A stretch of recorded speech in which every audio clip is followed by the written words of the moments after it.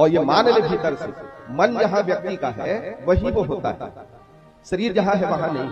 यदि हम मन से कथा स्थल में बैठ करके भी किसी दूसरे स्थान का चिंतन कर रहे हैं तो हम वही, और कोई बाहर में भी बैठ करके यदि कथा में मन को उसने लगा दिया तो वो कथा था।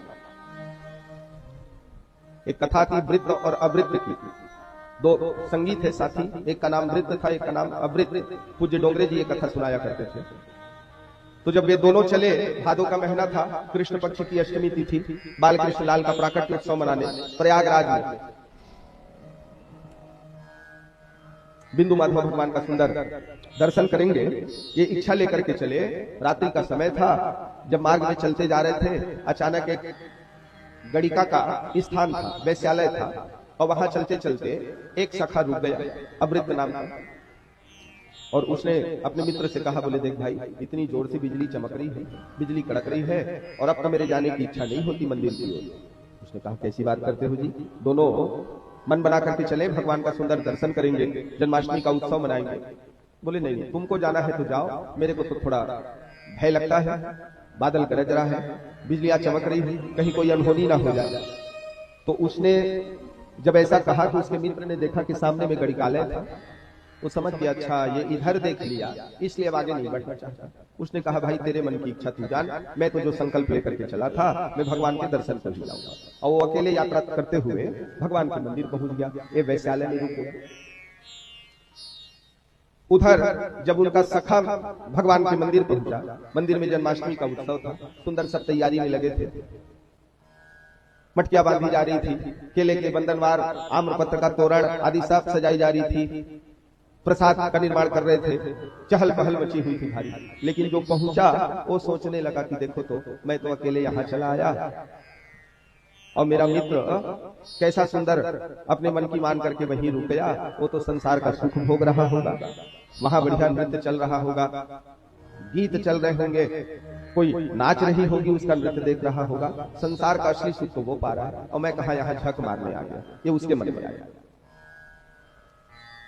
और वो मंदिर में बैठा बैठा चिंतन करने लगा कि उसका मित्र कैसा सुख पा रहा है, कैसे विषयों को भोग रहा होगा।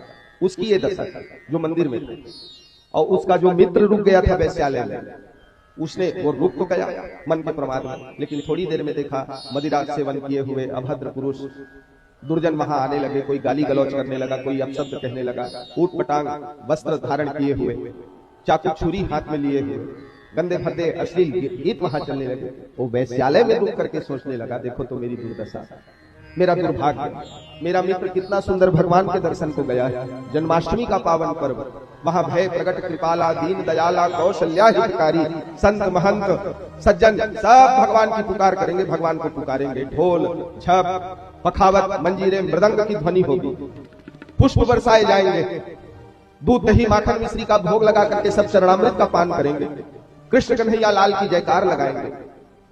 इस मनुष्य जन्म का वास्तविक फल तो मेरा मित्र पा रहा है, प्रयाग के तट पे, जहां गंगा यमुना भगवती सरस्वती ये तीनों ही जहां जाकर के आपस में मिलती हैं, से पवित्र संगम तट पे भगवान का दर्शन वो मेरा मित्र कर रहा होगा, भगवान की त्रिभंग ललित सुंदर झांकी का दर्शन पा रहा होगा, और मैं कहां रुक गया नर्क के साधन में। वो वैश्यालय में बैठ करके चिंतन कर रहा था मित्र के सौभाग्य का, और मित्र चिंतन कर रहा था मंदिर में बैठ करके गड़िकालय में रुके हुए अपने मित्र के सुख का।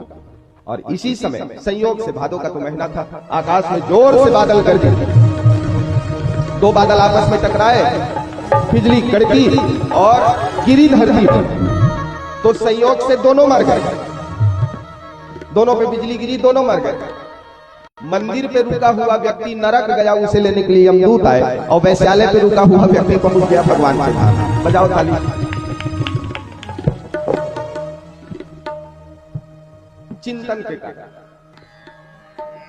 वास्तव में हम वही है जहां हमारा मन, वो वैश्यालय में भी रह करके मन से भगवान के धाम में था, और वो भगवान के मंदिर में भी रह करके मन से वैश्यालय का चिंतन करता था।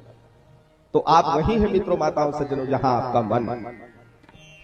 इसलिए सूत जी कह रहे, तदहम ते भी धास्यामि सावधान तयः, सावधान होकर के सुनो, प्रमाद रहित होकर के सुनो। भक्त वत्सल भगवान की जय हो।